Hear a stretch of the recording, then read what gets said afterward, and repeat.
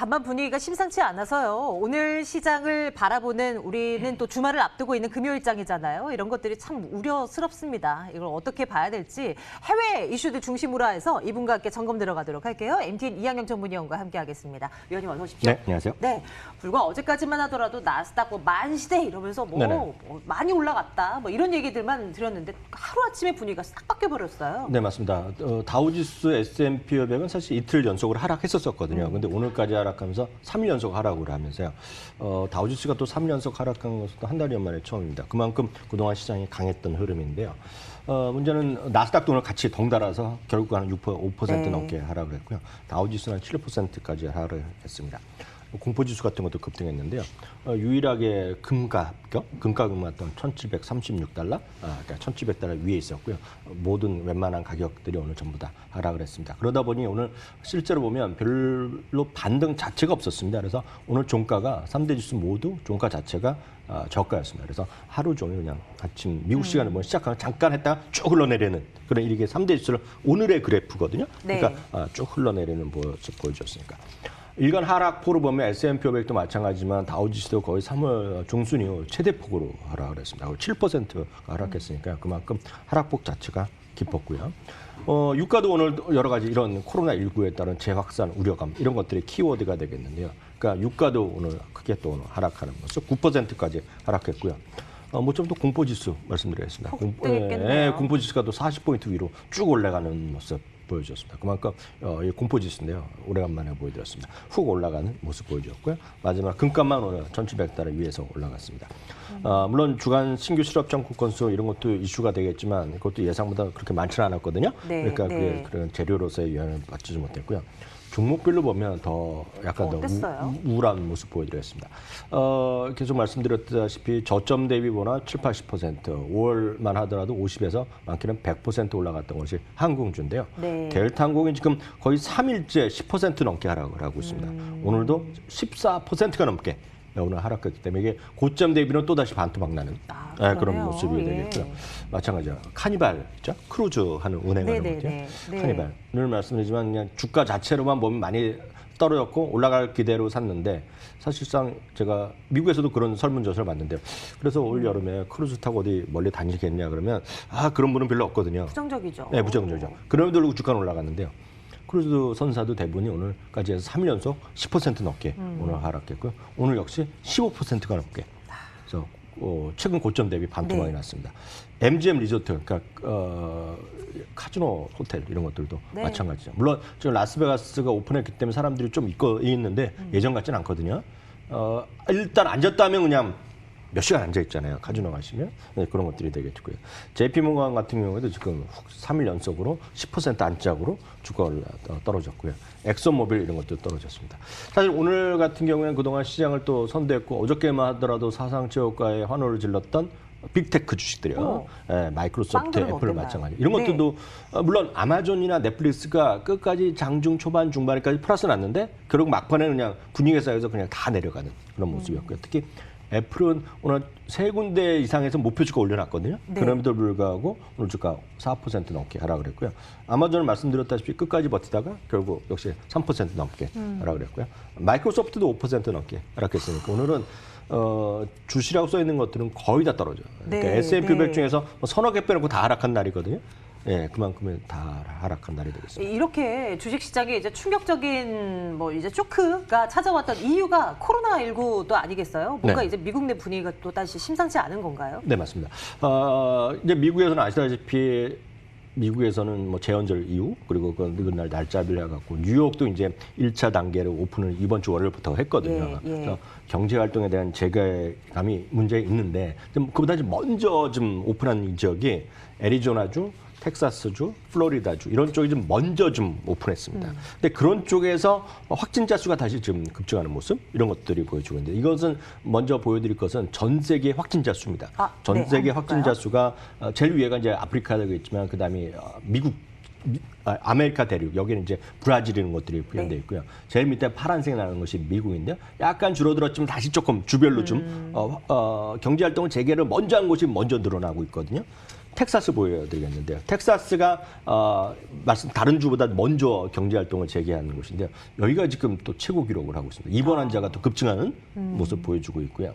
텍사스 옆에가 이제 애리조나 주거든요. 애리조나 주는 그들 기준으로 보면 80%가 병원 입원실이 차면 비상 사태입니다. 그래서 80%가 넘어가면 긴급 수술하면 수술 안 하는 거거든요. 왜냐면 언제라도 또 환자 몰려올 수 있잖아요. 네, 근데 지금 네. 85%에 육박했다고 합니다. 그러니까 그만큼 환자가 늘어나고 다시 오고 있다는 거죠. 거기다가 이제 어저께였는데요. 어저께 이제 파 의장이 얘기가 문제가 없는데 굳이 좀 시장을 걱정하는 분들을 하면 그중에 몇 마디, 즉 고용 사정이 바로 회복되지 않을 것이다. 좀 시간이 걸릴 거다. 얘기에 또 꽂히면 주시장 불안하게 볼 수 있겠고요. 거기다가 또 빅테크 주식들로 한쪽 쭉 가니, 그러니까 이런 코로나 이후에 경제활동 재개로 기대감을 올랐던 것들, 말씀드렸던 항공주 그리고 여행 관련주 이런 것들이 계속 좋아져서 나이가 갈 마음이 있어서 산 것이 아니라 그냥 많이 떨어져 올라갔는데 그런 분들의 입장에서 빨리 이익을 실현하고 싶은 차에 지금 애플이나 마이크로소프트, 구글이 이렇게 올라가면 빨리 옮겨가야 되겠다.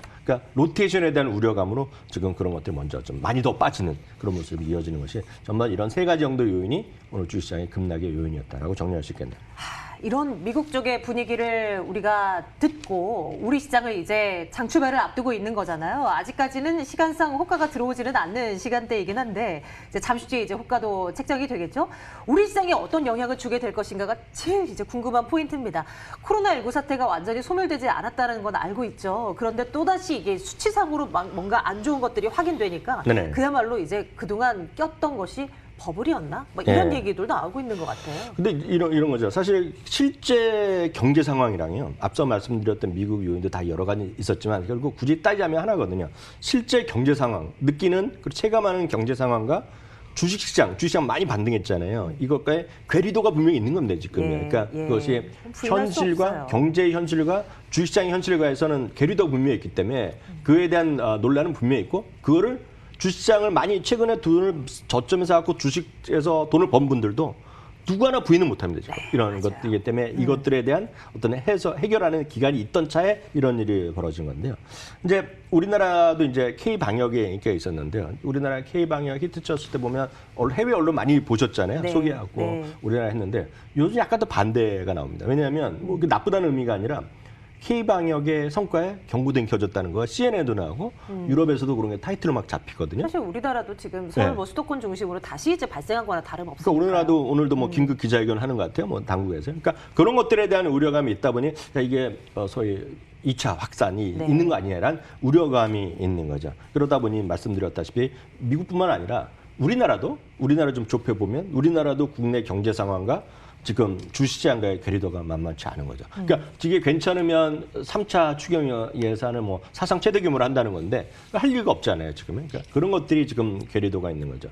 그런 것들은 사실 보면 미국도 개인 투자가들과 기관 투자가 완전 극명한 차이 나는데 제가 그림을 하나 보여드리겠는데요. 흥미로운 거입니다. 미국의 기관 투자가들이 최근에 많이 산 주식과 개인 투자가들이 많이 산 주식인데요.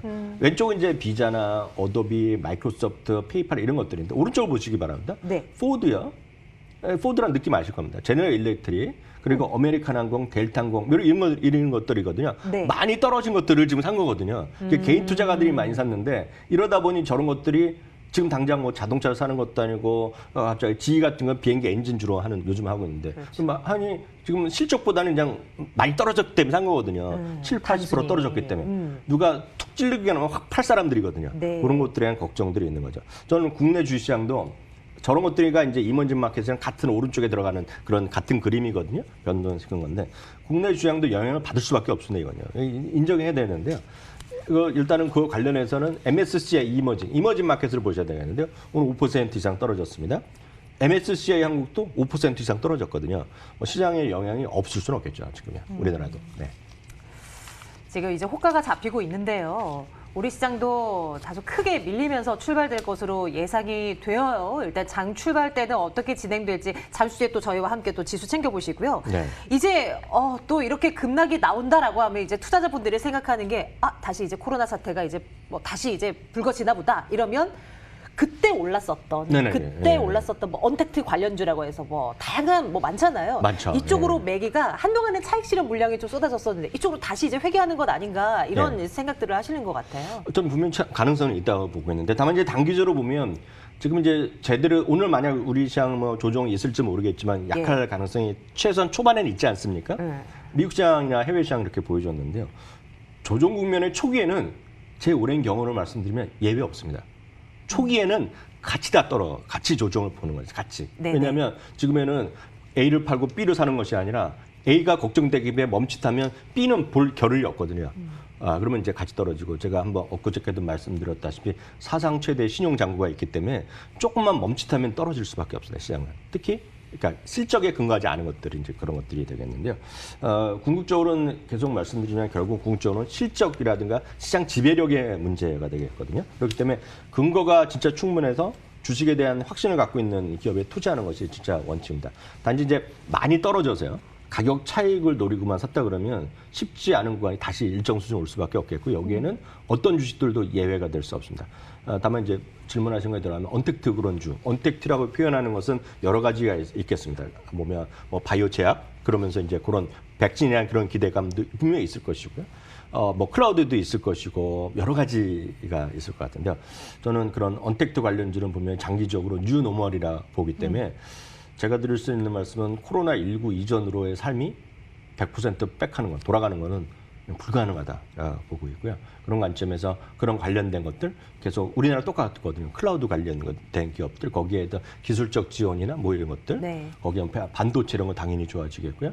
어찌됐건 그런 관련된 것들 그리고 오프라인보다는 온라인 위주로 가는 것들 온라인 위주로의 어떤 쇼핑에 지원하는 거 뭐 대표 카페24 이런 것들 다 그런 것들이 되겠고요. 클라우드 하면 결국 반도체니까 삼성전자 이런 것들 어찌되었건 매매에 대한 관심은 거래가 늘어나면 키움증권 이런 것들을 더 돈을 잘 벌 수밖에 없거든요. 주가랑 상관없이요. 그래서 제가 그런 쪽들 그리고 사람이 직접 가리라는 것도 역시 멈칫하면서 역시 또 온라인을 하거든요.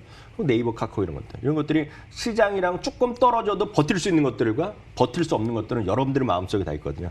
계속 말씀드리지만 확신을 갖고 있는 주식 위주로 그런 주식은 버티시는 게 맞다. 그리고 기회가 있으면 그런 쪽으로 장기 투자를 계속 하시는 게 맞다라고 이해하시면 되겠네요. 네, 오늘 키포인트 MTN 이항영 전문위원과 함께 점검해봤습니다. 연님 고맙습니다.